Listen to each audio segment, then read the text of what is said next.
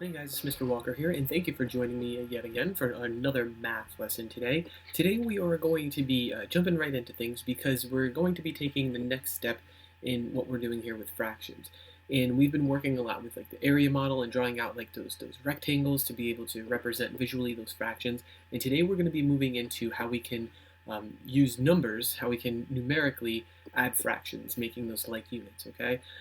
So we're going to kind of start moving away from that visual model and more into like using some actual numbers to get it done. And I think some of you are going to find this a little bit easier, or at least a little bit quicker to do instead of drawing all those shapes out. And maybe it'll be a little less confusing in that route.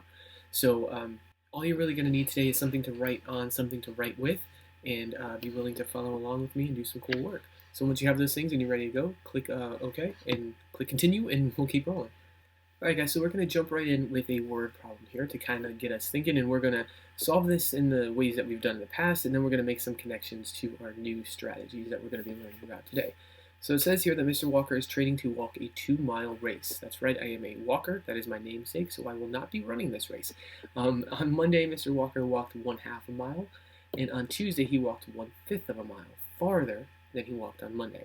So how far did Mr. Walker walk on Tuesday? So we got a couple things going on here. Definitely a word problem we want to kind of dissect a little bit. So let's see.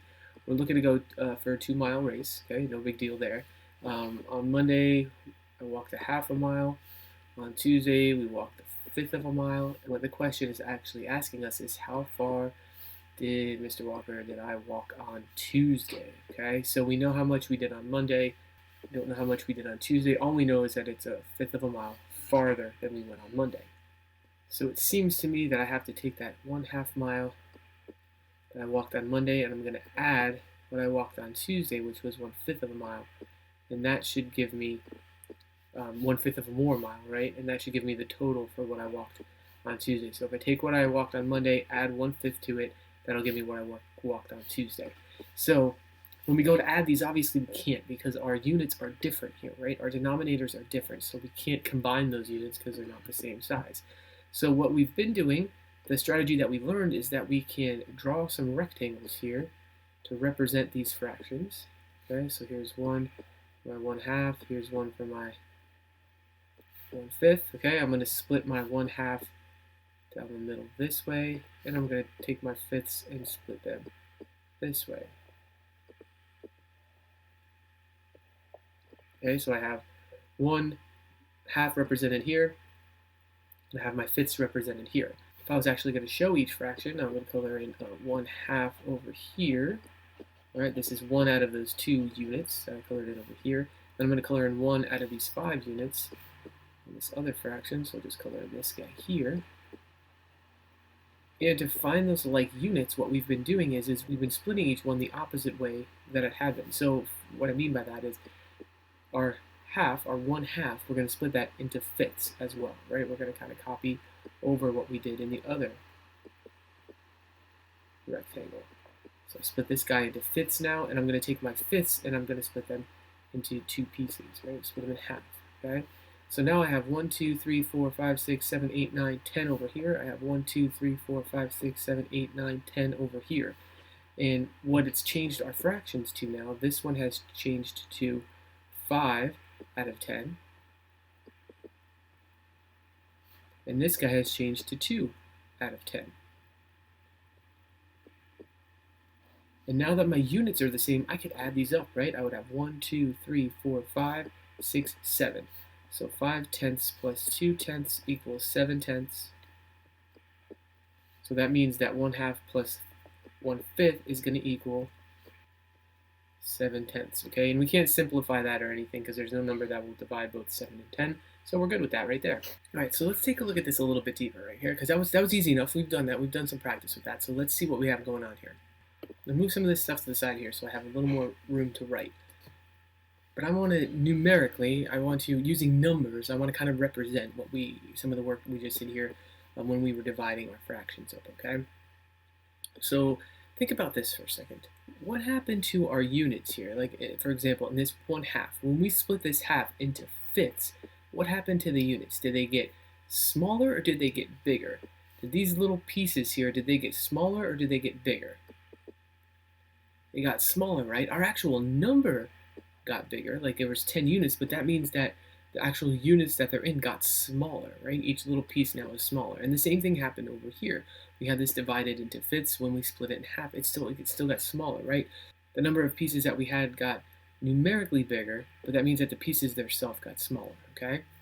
How much smaller did this one get? So if we take a look at like this piece that we had here, this 1/2, right? How much smaller did it get? First it was just 1, and then when we split it, how much smaller did it get? Well, we split it into 5 pieces, right? So it got 5 times smaller, right? We had this one big piece going on here, but we split it into 5 pieces, so it got 5 times smaller.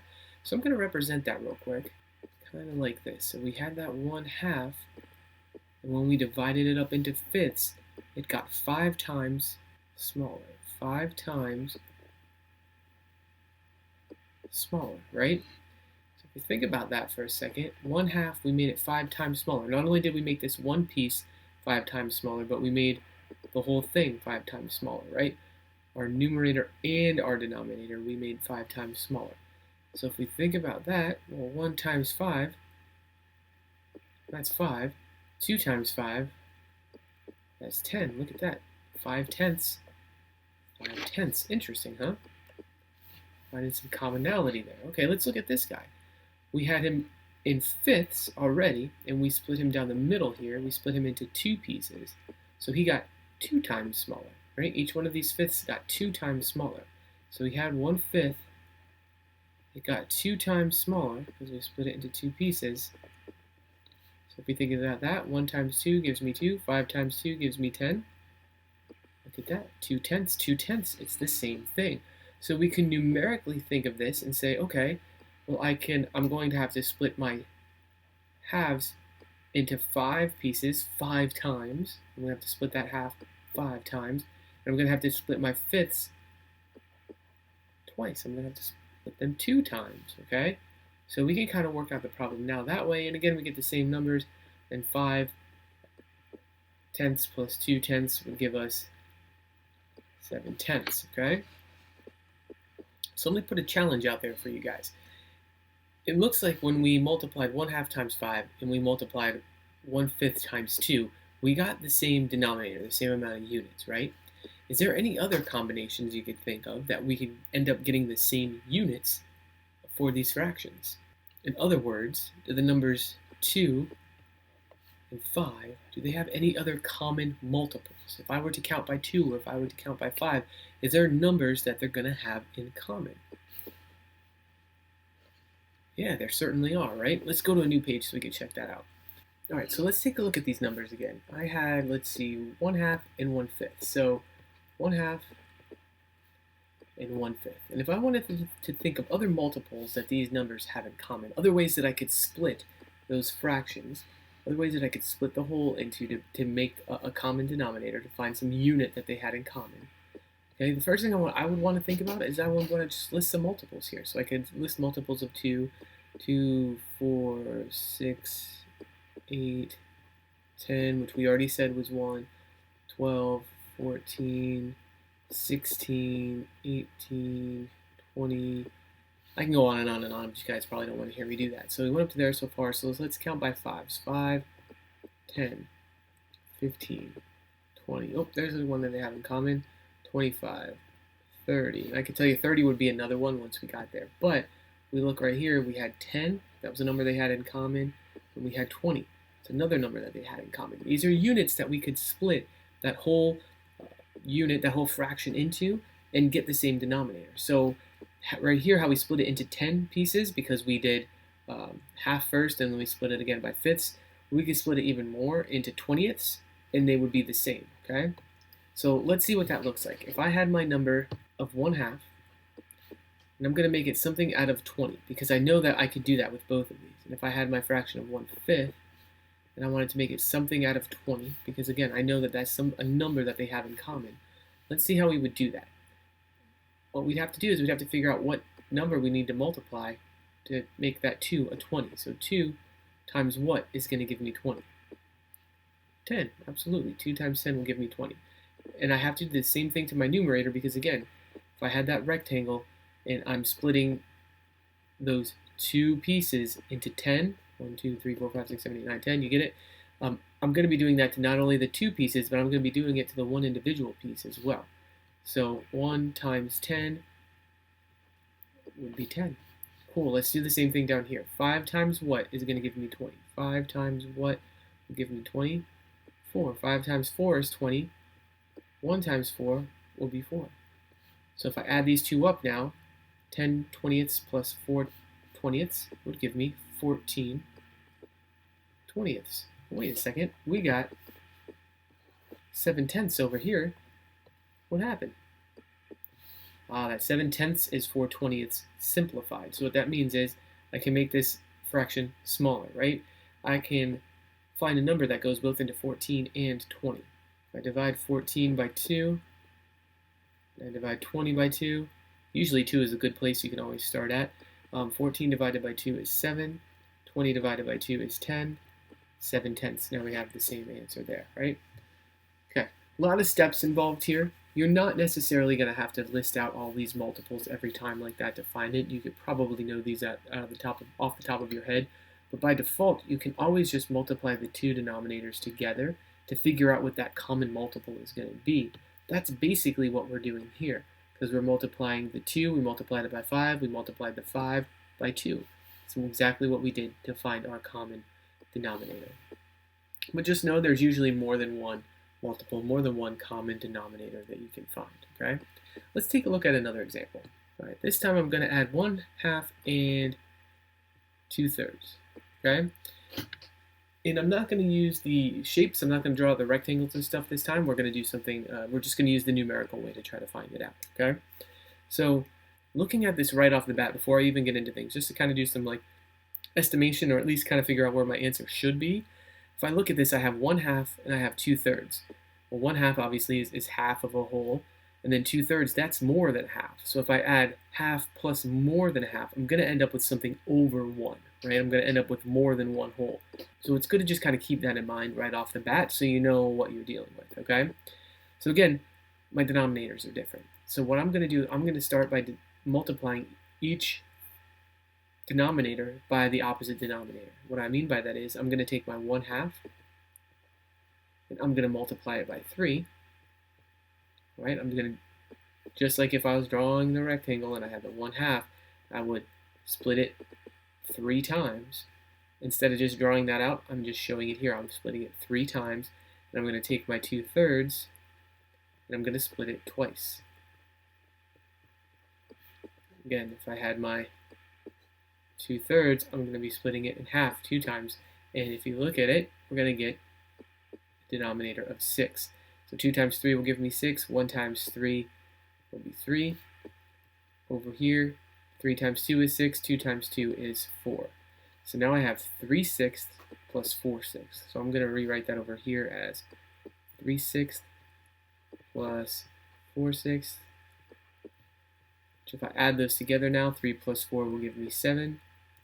The denominators stay the same, right? Same amount of units still. So 7/6, which is the same as what? Well, 6/6 would be 1 whole. I would have 1 more 6th left over, so it would be the same as 1 and 1/6. And as you can see, this one went together kind of quickly, right? We were able to just multiply really quick right off the bat, get it done. We understood what we were doing because we've done this visually quite a few times, and now we're good to go. And again, if I wanted to check that 7/6 as 1 and 1/6, I could think of it, since I already have 6 down here, I could sketch this out real quick. And if I had 7/6, I'd have 1, 2, 3, 4, 5, 6. So that'd be 1 whole, and then 7. 7/6, so that's 1 whole, and then 1/6 over here. That's how I got that 1 and 1/6. Okay? Alright guys, we're going to try out one more together, because I feel like you guys are probably getting this pretty quick, but I just want to go over another one that has kind of a different scenario to it, okay? We're still going to use the same steps, but there's a couple different ways that we can solve things. So this one is going to be 5/9 plus 5/6. Okay? So our numerators are the same in this, but that doesn't really mean too much because our denominators, our units, we want them to be the same, okay? So what I could do right off the bat is I could think of this way. I could say 5/9, we're going to multiply it by 6, right? Because we would have to divide those 9 pieces into 6 pieces. So we'd have to do it 6 times. So we're going to do times 6 and times 6. And then we would do the same thing over here, 5/6. We would multiply that by 9 and by 9 to get some equivalent fractions here. But to be honest with you, that's going to be some big units to work with, right? So 9 times 6, that's 54. And 5 times 6 is 30. And then 54.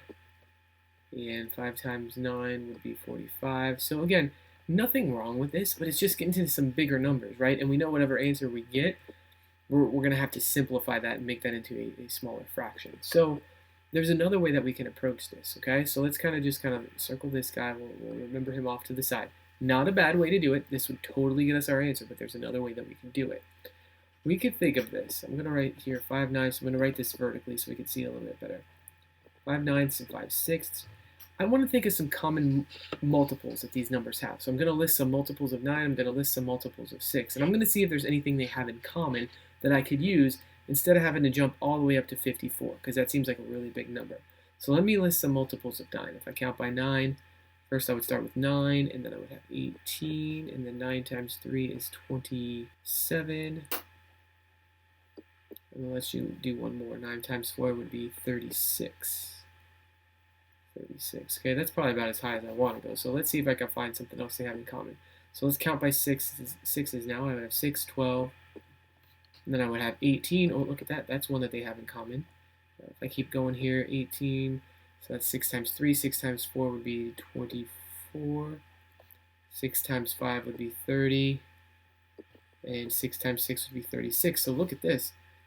We actually have two common multiples we could use. We have 18 and we have 36. So we could divide these fractions of 5/9 and 5/6. We could break them into units of 18 or units of 36. We could use either one of those numbers instead of having to go all the way up to 54 here. So I'm going to go with 18 because 18 is going to be the smallest, right? The least common multiple is what we like to call that. It's going to be the smallest of the two.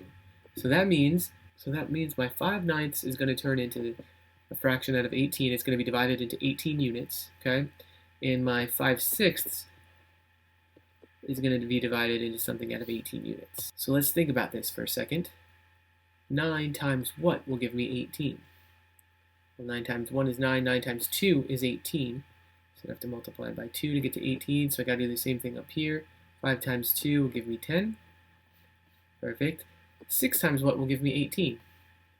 Well, 6 times 1, 2, 3 will give me 18. So I got to do the same thing to my numerator. 5 times 3 will give me 15. And there we go. So now I'm dealing with 10/18 and 15/18 instead of 30/54 and 45/54. A little bit easier to see this. Definitely a little bit easier to add these numerators too, right? Because now we would just do 10 plus 15, which would give me 25/18, which if we thought of that as a whole number in a fraction, would be, well, 18/18 would be 1, right? And then if I had 18/18, how many are left over from that 25? So 18, 19, 20, 21, 22, 23, 24, 25. There would be 7 left over. 7/18, which is the same as 1 and 7/18. Okay? Cool. All right, so that is a new strategy that we're going to be able to use when we are adding fractions that have different denominators, okay?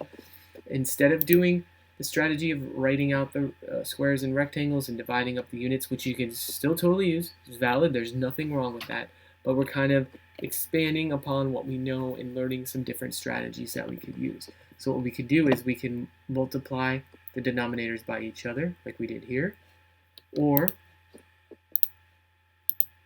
we can find that multiple that they have in common and use that instead, okay? Either way will work. Either way will get you to the correct answer. We're going to practice this a little bit today. I'm also going to put some bonus videos in there for you guys that want to check some things out a different way. But I appreciate you guys for watching and playing along with me. If you have any questions, comments, or concerns, as always, please let me know. And I appreciate all the hard work you guys are doing. All right, guys, we'll talk to you soon. Thanks.